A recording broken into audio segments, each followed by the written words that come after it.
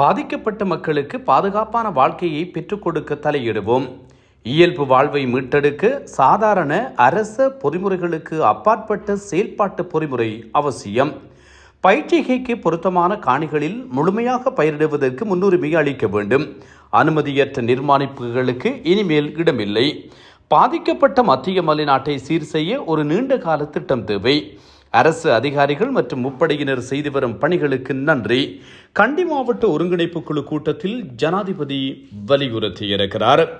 அனர்த்தத்திற்கு பிறகு மக்களின் வாழ்க்கையை மீட்டெடுக்க சாதாரண அரச பொறிமுறைகளுக்கு அப்பாற்பட்ட ஒருங்கிணைந்த செயல்பாட்டு பொறிமுறை அவசியம் என்று ஜனாதிபதி அனுரகுமார திசாநாயக்க வலியுறுத்தினார்.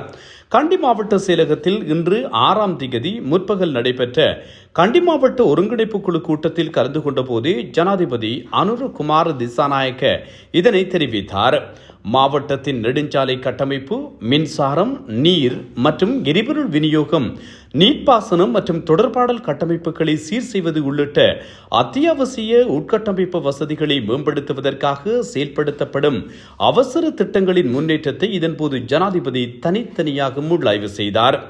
வீதி கட்டமைப்பு நிரந்தரமாக அமைக்கப்படும் வரை அடுத்த 25 நாட்களுக்கு ஒதுக்கப்பட்ட நிதியை பயன்படுத்தி வீதி புனரமைப்பு பணிகளை விரைவாக முடிக்குமாறு ஜனாதிபதி அதிகாரிகளுக்கு அறிவுறுத்தினார். மாவட்டத்தில் நீர் விநியோகத்தை 3 நாட்களுக்குள் முழுமையாக வழமைக்கு கொண்டு வருமாறு பணிப்புரை விடுத்த ஜனாதிபதி அதுவரை மக்களின் நீர் தேவைகளை பவுசர் மூலம் பூர்த்தி செய்யுமாறும் இந்த நடவடிக்கைகளில் வழக்கமான செயல்முறைகளுக்கு அப்பால் சென்று அவசர நிலையாக கருதி முப்படையினரிடம் இருந்து தொழில்நுட்ப உதவிகளை பெறுமாறும் அறிவுறுத்தினார். மேலும் வீடுகளில் உள்ள கிணறுகளை சுத்தம் செய்யும் பணிகளை பிரதேச செயலகங்களின் பங்களிப்புடன் மேற்கொள்ள அறிவுறுத்திய ஜனாதிபதி பாரிய சீரமைப்பு பணிகளை 2ஆம் கட்டத்தில் மேற்கொள்ளும் அதேவேளை டிசம்பர் 31ஆம் தேதிக்குள் தற்காலிக பழுது பார்ப்பு மூலம் மாவட்டத்தில் மின்சார விநியோகத்தை மீட்டெடுக்க வேண்டும் என்றும் அறிவுறுத்தினார். பயிற்சிகைக்கு ஏற்ற நிலங்களை அடையாளம் கண்டு அவற்றை பயிரிடுவதற்கு முன்னுரிமை அளிக்க வேண்டியதன் அவசியத்தையும் சுட்டிக்காட்டிய ஜனாதிபதி பயிற்சிகைக்கு ஏற்ற நிலங்களை விரைவாக கண்டறிந்து அவற்றுக்கு தேவையான நீர்ப்பாசன வசதிகளை வழங்குவதன் முக்கியத்துவத்தையும் நீர்ப்பாசன திணைக்களம், மாகாண நீர்ப்பாசன திணைக்களம் மற்றும் கமநல சேவைகள் திணைக்களம் ஆகியவை இணைந்து செயற்பட வேண்டியதன் முக்கியத்துவத்தையும் வலியுறுத்தினார்.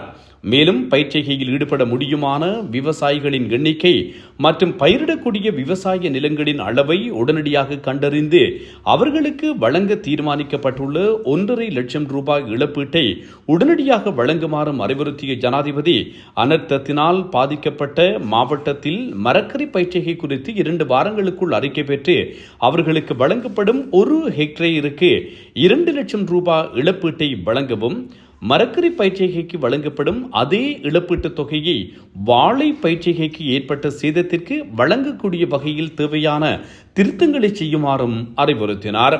கால்நடைத்துறைக்கு அனர்த்தத்தினால் ஏற்பட்ட பாதிப்பு குறித்தும் விரிவாக கலந்துரையாடப்பட்டதுடன் பண்ணைகளின் அளவு மற்றும் விலங்குகளின் எண்ணிக்கை குறித்து புதுப்பித்த தரவுகளை பேண வேண்டியதன் அவசியத்தை ஜனாதிபதி இதன்போது அதிகாரிகளுக்கு சுட்டிக்காட்டினார். அளிக்கப்பட்ட கால்நடை பண்ணைகளை விரைவாக மீண்டும் தொடங்குவதற்கும் அவர்களின் வருமானத்தை மீட்டெடுப்பதற்கும் பால், கோழி, முட்டை உள்ளிட்ட நாட்டின் உணவுத் தேவைகளை பூர்த்தி செய்வதற்கும் செயற்பட வேண்டியதன் அவசியத்தை ஜனாதிபதி விளக்கினார். மாவட்டத்தில் எரிபொருள் விநியோகத்தை சீர் செய்வது குறித்தும் கலந்துரையாடப்பட்டதுடன் வீதிகள் சேதமடைந்துள்ளதால் எரிபொருள் விநியோகம் தடைப்பட்டுள்ள புசல்ல மற்றும் மீதவால பகுதிகளுக்கு வீதி அபிவிருத்தி அதிகார சபை, முப்படையினர் மற்றும் போலீசாரின் ஒருங்கிணைப்புடன் இன்று மாலைக்குள் எரிபொருள் விநியோகத்தை சீர்படுத்துமாறும் பணிப்புரை விடுக்கப்பட்டது. மேலும் கண்டி மாவட்டத்தில் பாடசாலைகளை மீண்டும் திறப்பது குறித்தும் இங்கு கலந்துரையாடப்பட்டதுடன் திட்டமிட்டபடி பரீட்சைகளை நடத்துவதற்கு பாடசாலைகளை மீண்டும் திறப்பதில் உள்ள கால இடைவெளியை குறைக்க வேண்டியதன் அவசியத்தை ஜனாதிபதி அதிகாரிகளுக்கு சுட்டிக்காட்டினார். மாவட்டத்தில் சுகாதாரம், புகையிரத பாதைகள் மற்றும் தொடர்பாடல் வசதிகளை மீளமைக்கு எடுக்கப்பட்ட நடவடிக்கைகள் குறித்தும் விரிவாக கலந்துரையாடப்பட்டது. வீடுகளுக்கு ஏற்பட்ட சேதம் மற்றும் அந்த மக்கள் மீள குடியேறுதல் தொடர்பான நடவடிக்கைகளில் புவிச்சரிதவியல் அளவை மற்றும் சுரங்க பணியகத்தின் வகைப்பாகம் மற்றும் பணியாளர் தேவைகளை பூர்த்தி செய்வது குறித்தும் கலந்துரையாடப்பட்டது. மக்களை மீள குடியேற்றுவதற்காக அருகிலுள்ள அரச காணிகளை அடையாளம் கண்டு சமர்ப்பிக்குமாறும் சம்பந்தப்பட்ட நிறுவனங்களுடன் கலந்துரையாடி அந்த காணிகளை விடுவிப்பதற்கு தேவையான தலையீடு செய்யப்படும் என்றும் ஜனாதிபதி மேலும் தெரிவித்தார்.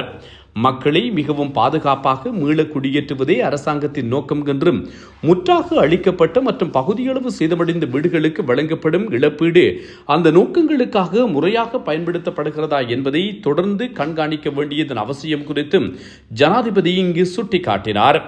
2025 ஆண்டு வரவு செலவு திட்டத்தின் கீழ் இந்த இழப்பீடுகளின் பகுதியளவு வழங்கப்படும் என்பதால் வழங்க முடியுமான இழப்பீட்டுத் தொகைகள் அனைத்தையும் டிசம்பர் 31ஆம் தேதிக்கு முன்னர் வழங்கி முடிக்க வேண்டியதன் அவசியத்தை வலியுறுத்திய ஜனாதிபதி 2026ஆம் ஆண்டு வரவு செலவு திட்டம் சுமையாக இருக்கக்கூடாது என்றும் மக்களின் வாழ்க்கையை மீட்டெடுக்க ஆரம்பிக்கப்பட்டுள்ள இந்த திட்டங்களை வெற்றிகரமாக்குவதற்கு அனைத்து அரசு அதிகாரிகளின் அர்ப்பணிப்பும் அவசியம் என்று தெரிவித்தார்.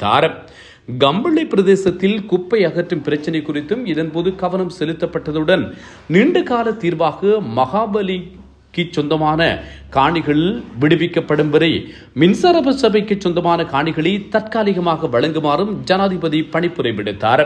அனர்த்தம் காரணமாக அரசு நிறுவனங்களுக்கு ஏற்பட்ட சேதங்கள் குறித்தும் இங்கு கவனம் செலுத்தப்பட்டது. வெள்ளம், சூறாவளி, மண் சரிவு போன்ற இயற்கை அனர்த்தங்களை தடுக்க முடியாவிட்டாலும் உயிர்களுக்கும் சொத்துக்களுக்கும் ஏற்படும் சேதங்களை தடுக்க முடியும் என்று சுட்டிக்காட்டிய ஜனாதிபதி மத்திய மலைநாட்டை பற்றிய முறையான ஆய்வு நடத்தப்பட்டு பாதிக்கப்பட்டு வரும் மத்திய மலைநாட்டை மீட்டெடுக்க நீண்டகால வேலை திட்டம் தயாரிக்கப்பட வேண்டும் என்றும் சுட்டிக்காட்டினார். இதுபோன்று பேரழிவுகளை மீண்டும் நிகழாமல் தடுக்க பிரதேச சபைகளின் அதிகாரங்களை பயன்படுத்த வேண்டியதன் அவசியத்தை சுட்டிக்காட்டிய ஜனாதிபதி அனுரகுமார திசாநாயக்க எதிர்காலத்தில் அனுமதிக்கப்படாத நிர்மாணங்களுக்கு இடமளிக்க கூடாது என்றும் அத்தகைய இடங்களுக்கு மின்சாரம் வழங்கப்படாமல் இருப்பதை மின்சார சபை உறுதி செய்ய வேண்டும் என்றும் சுட்டிக்காட்டினார்.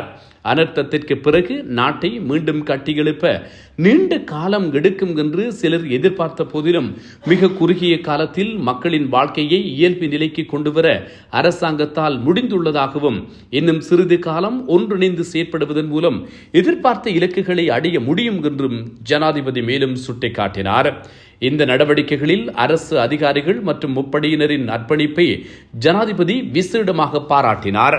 கமல் தொழில், கால்நடை வளங்கள், காணி மற்றும் நீர்ப்பாசன அமைச்சர் KT லால்காந்த, போக்குவரத்து மற்றும் நெடுஞ்சாலைகள் பிரதியமைச்சர் பிரசன்ன குணசேன, சுகாதார பிரதியமைச்சர் முதித்த ஹன்சக விஜயமுனி, பாராளுமன்ற உறுப்பினர்களான ஜகத் மனுவர்ண, தனுர திசாநாயக்க, ரியாஸ் முகமது பஸ்மின், துஷார் ஜெயசிங்க உட்பட ஆளும் கட்சி மற்றும் எதிர்க்கட்சி பாராளுமன்ற உறுப்பினர்கள், மத்திய மாகாண ஆளுநர் பேராசிரியர் சரத் அபேகோன், பிரதம செயலாளர் GHMA பிரேமசிங்க, நிதியமைச்சின் செயலாளர் கலாநிதி ஹர்சன சூரிய பெருமன் உட்பட அமைச்சுக்களின் செயலாளர்கள், கண்டி மாவட்ட செயலாளர் இந்திக்க உடவத்த மற்றும் வீதி அபிவிருத்தி அதிகார சபை, மின்சார சபை, நீர்ப்பாசன திணைக்களம் உள்ளிட்ட அனைத்து துறைசார் நிறுவனங்களை பிரதிநிதித்துவப்படுத்தி அதிகாரிகள் பலரும் கண்டி மாவட்ட ஒருங்கிணைப்பு குழு கூட்டத்தில் கலந்து கொண்டிருந்தமை குறிப்பிடத்தக்கதே.